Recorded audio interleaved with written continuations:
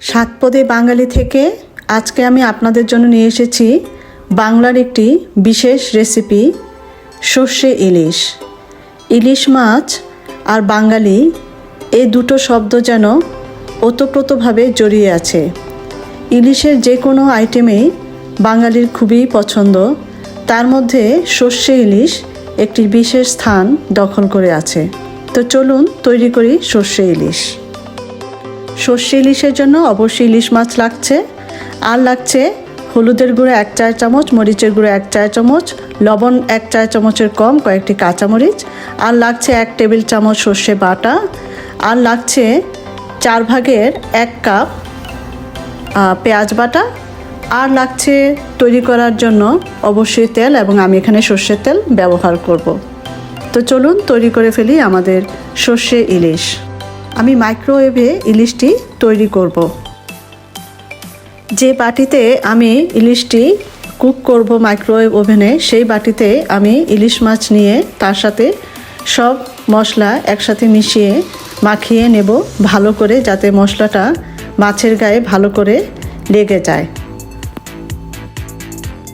এরপর আমি তাতে হাফ কাপের মতো পানি অ্যাড করে দেব এবং সুন্দর করে মাছের সাথে মিশিয়ে দেব।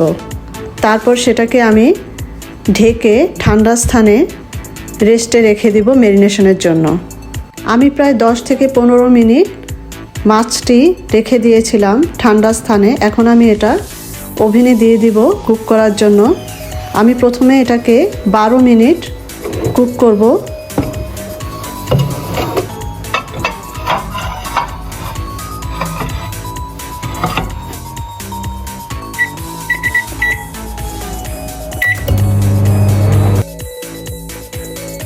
বারো মিনিট হয়ে গেল মাছটিকে আমি কুক করলাম। এখন দেখুন মাছটি কেমন দেখাচ্ছে।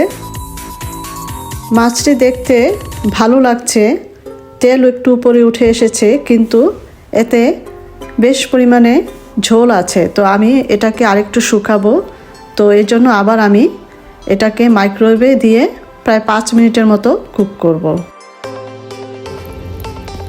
তো হয়ে গেল সেকেন্ড টাইম মাইক্রোওয়েভে দিয়ে 5 মিনিট কুক করা। এখন দেখুন মশলাটা খুবই সুন্দর দেখাচ্ছে, তেলটা উপরে ভেসে উঠেছে এবং মাছটা দেখতে খুবই পারফেক্টলি কুকড মনে হচ্ছে। তো এখন এটাকে আমি সার্ভ করব।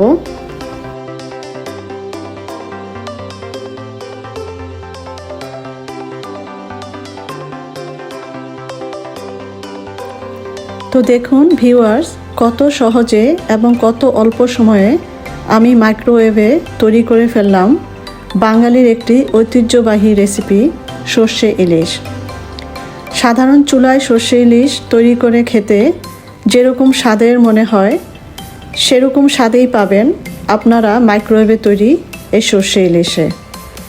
আশা করি আপনারা আমার এই রেসিপিটি বাসায় ট্রাই করবেন এবং অবশ্যই আমাকে কমেন্টস বক্সে জানাবেন কেমন হলো খেতে এই সর্ষে ইলিশের রেসিপিটি। Thank you for watching.